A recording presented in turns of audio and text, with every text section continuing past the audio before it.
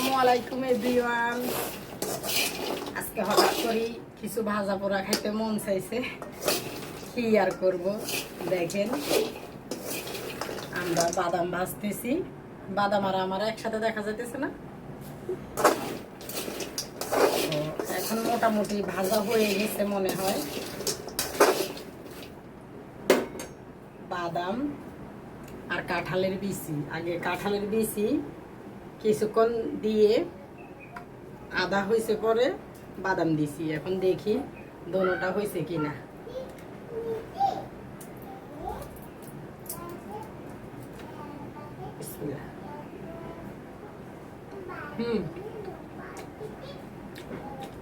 বিচি তো হয়ে গেছে, একটা বাদাম খেয়ে দেখি।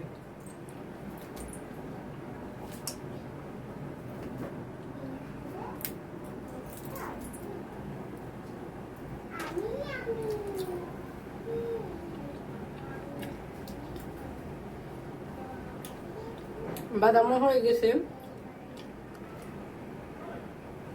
তবে মনে হইতেছে আরো আংশিক হবে, একটু কম হয়েছে। আর 2-3 মিনিট রাখলে ইনশাল্লাহ হয়ে যাবে। বাজার থেকে কিনে খাইলে পোষায় না, কাঁচা এনে বেশি দাম না। কাঁচা কিনলে 1 কেজি বাদাম 150 টাকা দিয়ে 140 টাকা দিয়ে ইজিলি পাওয়া যায়। ওইভাবে কিনে এনে খাইলে মনও ভরে, পোষায়। 10 টাকার 20 টাকার কিনে কিনে যতই খাই মন ভরে না। 10 টাকা দিয়ে 10টা বাদামও দেয় না এখনকার যেই যুগ। এটা হচ্ছে 2025 সাল। এই যুগে 10 টাকার 20 টাকার বাদাম খাই পোষানো যায় না।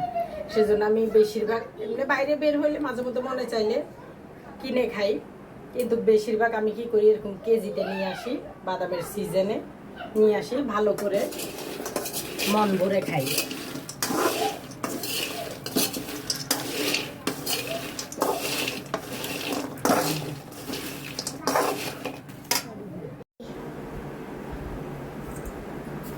গরম গরম, অনেক গরম।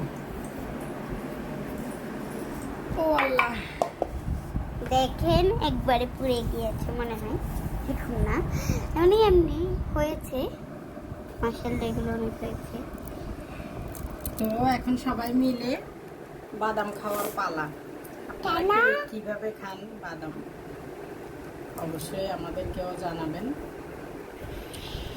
আমি তো এইভাবে খাই, বালু টালু দিয়ে ভাজি। এত প্যারা জানি না, মাত্র এইভাবে এইভাবে শর্টকাটে করে শর্টকাটে খেয়ে ফেলি। আপনারা কে কিভাবে খান সবাই জানাবেন। হ্যাঁ, টাটা।